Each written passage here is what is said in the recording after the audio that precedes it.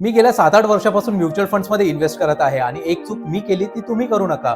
अनेक beginners SIP सुरू करताच 10 ते 12 वेगवेगळे फंड्स घेतात. पण ट्रस्ट मी, जास्त फंड्स म्हणजे जास्त रिटर्न्स नाहीत. तुम्हाला फक्त 5 फंडचा पोर्टफोलिओ पुरेसा ठरू शकतो. सर्वात आधी 35% इंडेक्स फंडमध्ये. यामध्ये तुमचे पैसे देशातील टॉप 50 कंपन्यांमध्ये इन्व्हेस्ट होतात आणि पास्टमध्ये या कॅटेगरीने साधारण 12 ते 13% रिटर्न्स दिले आहेत.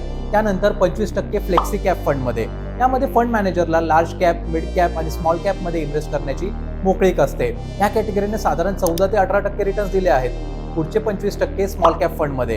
यामध्ये तुमचे पैसे छोट्या पण वेगाने वाढणाऱ्या कंपन्यांमध्ये इन्व्हेस्ट होतात. या कॅटेगरीने साधारण 18 ते 22% रिटर्न्स दिले आहेत. पण रिस्क आणि व्होलॅटिलिटी देखील सर्वात जास्त असते. त्यानंतर 10% गोल्ड ETF मध्ये.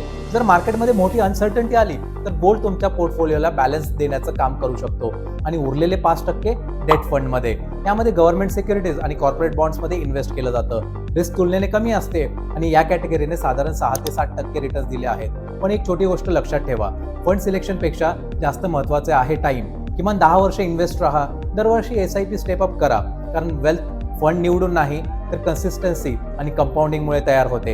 या कॅटेगरीज मधले टॉप 3 फंड जाणून घ्यायचे असतील तर एस-आय-पी असं कमेंट करा आणि अशाच बिझनेस आणि फायनान्स कॉन्टेंटसाठी व्यापारी मित्र रोहितला फॉलो करा.